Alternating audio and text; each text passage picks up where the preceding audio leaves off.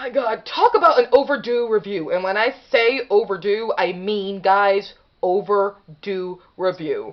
Hello, guys, welcome, or if you've already seen my channel before, welcome back. I am the Philadelphia Whovian, and we're delving into the 1970s to talk about another classic TV show called The Sandbaggers. And when I say overdue, guys, okay, I've had this DVD for months. I've watched it many times. But there were a couple reasons why I did not want to do a review on it just yet. Because I wanted to watch it enough times that I felt so comfortable with what I was watching I could describe it very easily. But before I do all of that, I'm going to tell you a story about this. Okay, Sandbaggers, for clarification, again, took place in the 1970s. I believe it first aired around 1978, but correct me if I'm wrong in the comment section. And the Sandbaggers are a special espionage part of the British government, and they have connections with other parts of, special services or special ops services like the CIA in America, and they'll become very prevalent of a relationship in the Sandbaggers. And it's about how espionage and spy network really does actually happen in the real world. So, why am I telling you a story about it before I'm talking about it officially? Well, because, guys, that's just how I roll. Okay, so the Sandbaggers, here's my interesting journey with this. Here's how I even discovered the Sandbaggers. Because I was watching a video on another channel on YouTube, and I saw the Sandbaggers. I clicked on it and I watched it, and this guy talked all about the show, and that's how I discovered it.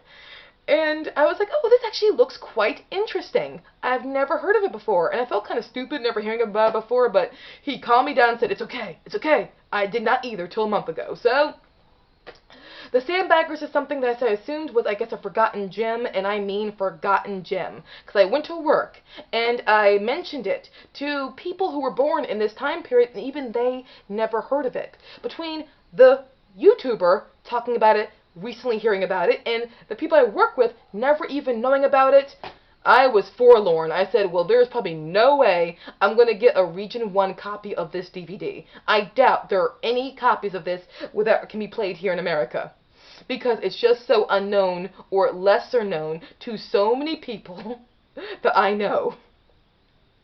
So I went online to find it. Ah, the beauty of irony.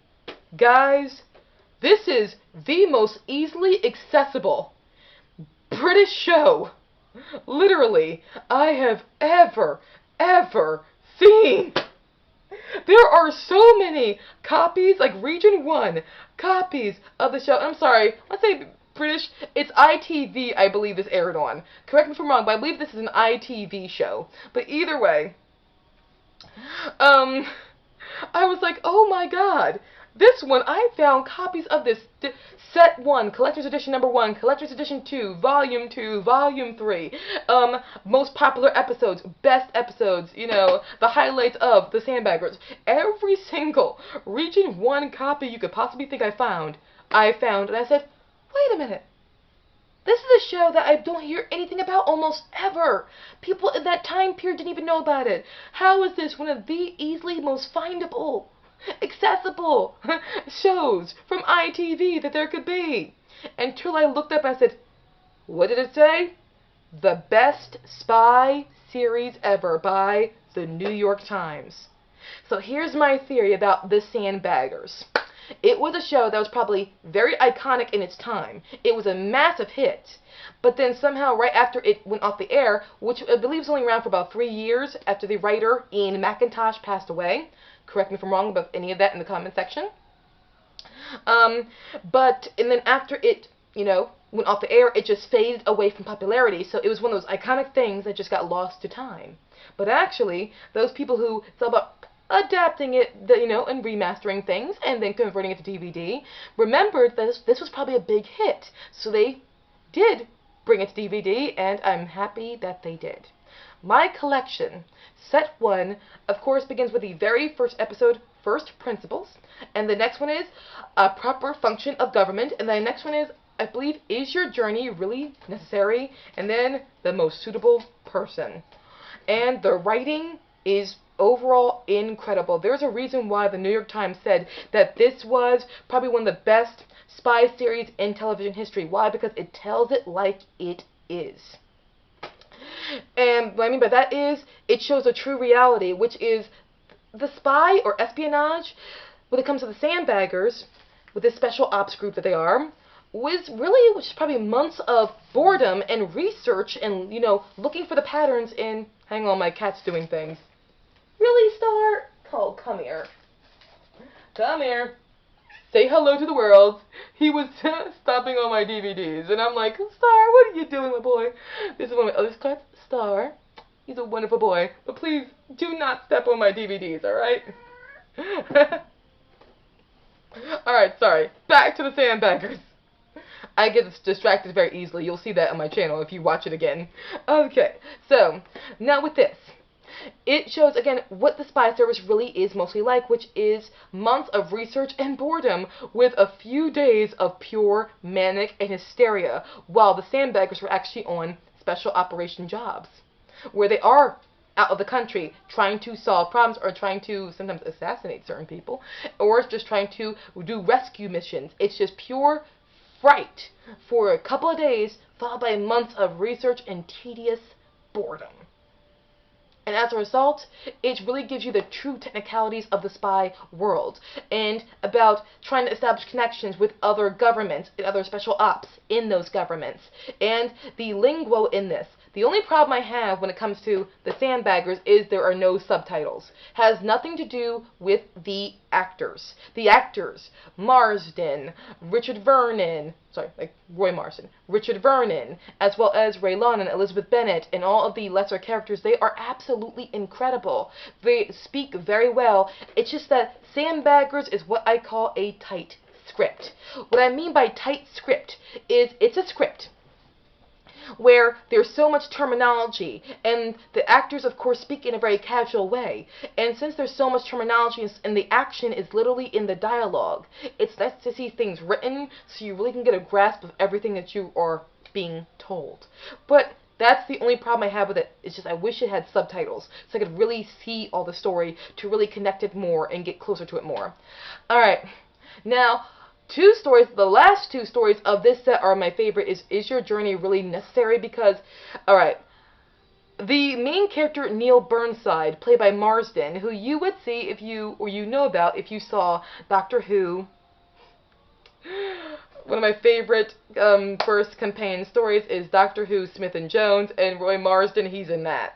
And so you would know him. If you know that character, you know Marsden. Okay, he plays Neil Burnside. And Neil, I call him the Iceman, because God, this guy is the Iceman. One of his Sandbaggers wants to get married and leave the Sandbaggers.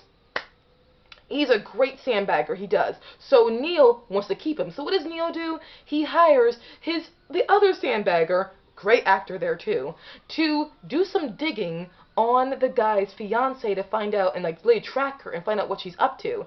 And Neil threatens her with the information that he's found. Yeah, to force her to leave the guy. It ends in catastrophe in the worst sort of way. And you really see how Neil, to do this job properly, again, he's an Iceman. He can be cold. It's like, whoa, buddy. I don't know whether to side with you or to hate you, but man, this is interesting. And then the last one, the most suitable person. Okay, and the fourth episode, the most suitable person. They're down to one sandbagger. Usually there are 3 sandbaggers in the Sandbaggers Special Ops. And there's only one more. They've lost 2 of them. So they need to get another sandbagger. And a female is recruited. Yes, she is recruited because she is the most suitable person for the job. And Neil's like, she's a woman. But her head, he's like, she's suitable. She's good.